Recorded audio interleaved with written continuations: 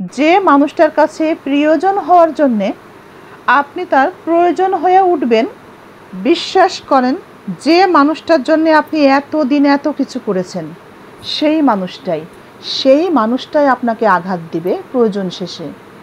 আপনাকে বুঝবে না, আপনাকে আর খুঁজবেও না। আপনি কাঁদবেন, আপনি কষ্ট পাবেন। প্রিয় স্বামী যদি কখনো তোমার জীবন থেকে হারিয়ে যায়, বিশ্বাস করো সেটা ভাত কাপড়ের অভাবের কারণে নয়, সেটা তোমার দেওয়া অবহেলা আর ভালোবাসা না পাওয়ার কারণে। জানো তো, মেয়েরা সবসময় চায় তাদের স্বামী তাদেরকে কেয়ার করবে, ভালোবাসবে। রাগ ঝগড়া যাই হোক, উল্টা রাগ করবে না, বরং বোঝানোর চেষ্টা করবে, মানিয়ে নেওয়ার চেষ্টা করবে। মেয়েরা সবসময় বোঝাতে পারে না, মেয়েদের অনেক কিছুই বুঝে নিতে হয়। মেয়েরা সবসময় কেয়ারিং কাউকে চায়।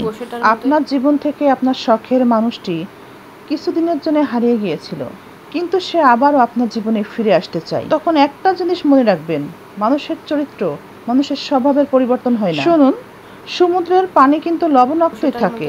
আপনি যতবারই খাবেন ততবারই লবণাক্তই লাগবে। আপনি বারবার টেস্ট করতে থাকবেন আর তার স্বাদ মিষ্টি হয়ে যাবে, এমনটি কিন্তু নয়।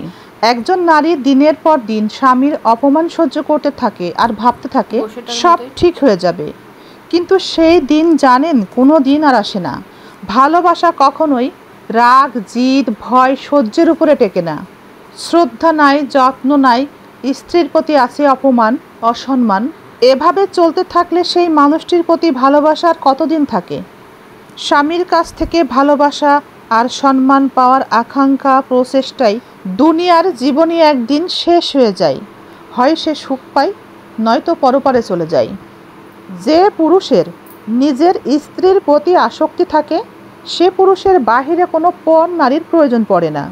যে পুরুষ ঘরে স্ত্রী থাকা সত্ত্বেও স্ত্রীর সাথে খারাপ সম্পর্ক রাখে, স্ত্রীর গায়ে হাত তোলে, স্ত্রীর সাথে জুলুম অত্যাচার করে, সেই পুরুষেরই দেখা যায় বাহিরে পর নারী নিয়ে সময় কাটাতে। বউ তো তখনই একজন স্বামীর কাছে খারাপ হয় যখন কঠিন সত্যটা বলে স্বামীকে বিপদ থেকে ফিরিয়ে আনতে চেষ্টা করে। একজন অসৎ চরিত্রের পুরুষ তার সৎ চরিত্রের স্ত্রীকে সামলাতে পারে না। যতই সে মিথ্যা কথা বলে স্ত্রীকে সামলাতে চেষ্টা করুক, স্ত্রী তা ধরে ফেলে। স্বামী থাকার পরও যে নারী পর পুরুষে আসক্ত হয়, বাইরের পুরুষের সাথে সময় কাটায়, আর যাই হোক ওই নারী নিজেও মানসিক শারীরিক শান্তি কোনোটাই পায় না, সন্তানের কথাও চিন্তা করে না, এমনকি নিজের স্বামীকেও সুখ থেকে, শান্তি থেকে বঞ্চিত করে। অনেক দিন পর হলেও আপনি প্রমাণ পাবেন আল্লাহ যেটা আপনাকে দেয়নি সেটা আপনার জন্য কখনোই কল্যাণকর ছিল না। এ কথাও মনে রাখবেন, বাপের বাড়ি ততদিনই সুন্দর হয়, শান্তির হয় যতদিন বাবা মা বেঁচে থাকে।